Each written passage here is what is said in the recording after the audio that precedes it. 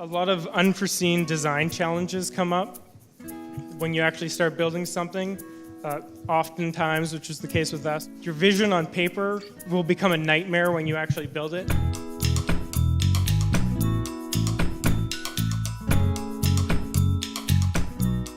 We're starting with this quote by a architecture theorist, Manfredo Tafuri, from the 60s and 70s, that ideas that are not built are simply ideas that are not built.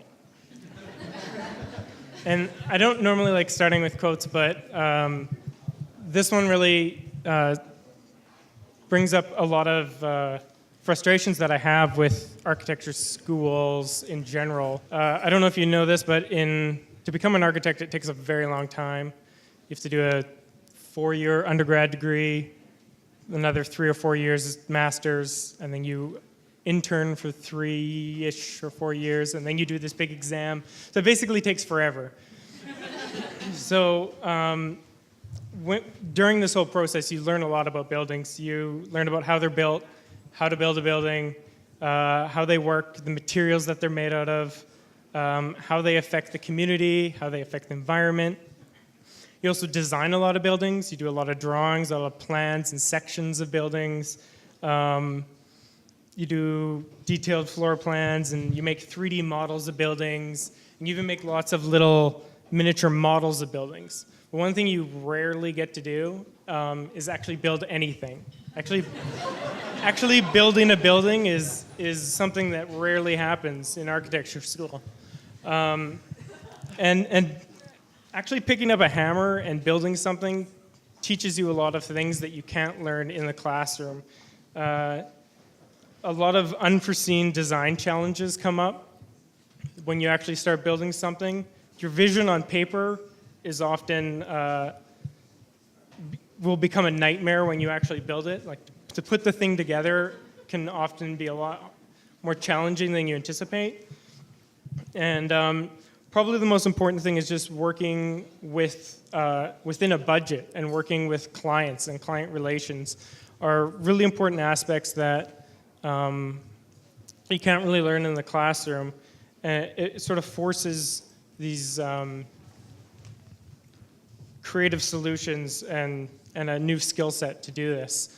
And this was one of the things that, in our case, where CityStudio came in, which Jason's going to talk about. So last summer, UBC architecture students were offered a course with CityStudio that was a design-build course, so we would actually get to build something. The design build focus for us was on the community gardens that are starting to pop up in city parks around Vancouver. So we were introduced to a few different garden groups at the beginning, and one of the garden groups that we liked particularly was the Woodland Community Garden, and that was mostly because they were very ready to build. They had assembled as a community and had the green light for 60 garden plots at the Woodland Community Garden, or Woodland Park. Sorry, and then, so we really liked the idea of getting going right away. What they needed to move ahead was a master plan. So through CityStudio, having workshopping with CityStudio, through client meetings, and through some late nights with the students, we managed to produce a master plan for the garden with 3 smaller projects for us students to kind of break off into smaller groups. For us smaller groups of students to get together and then focus more intensely on a design. And our shed was one of those projects. So our CityStudio term was actually pretty short. It was only 2 months long. It was really only a primer for what the work that was to come. And in the end of our CityStudio term, we just had our building plans in hand, a budget, and an opportunity that we could run with. So this is our shed. So our goal with designing the shed, it was Jason and I and a member from the community garden who happens to also be an architect. Our goal was to really go above and beyond what the gardeners imagined that they would ever have as a shed in their community garden. So it acts as not only the focal point of the garden, but it also creates a space for community gathering and educational programs, as well as storage for all their wheelbarrows and whatever they store in there. So the unique form of the shed, it came from our desire to create a form that didn't cast shadows on any of the surrounding garden plots, but yet provided shade for the central meeting spot. There's a picnic table right out front here. So that's where the sort of form and the unique shape came from. Another thing that the gardeners were pretty adamant about was they didn't want the use of any chemicals. So to preserve the wood, we used charred cedar, which is burning the surface of the cedar to preserve it, to avoid using any chemicals. The charred cedar also acts as a chalkboard that kids can draw on, or if there's any sort of educational stuff happening in the garden, they can use it as a chalkboard. And then the last sort of feature that we added was this herringbone patterned lattice that is on the upper half of the shed.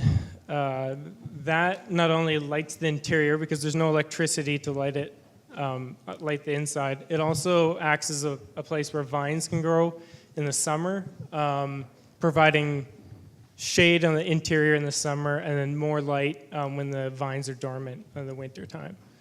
So, yeah, that was our shed.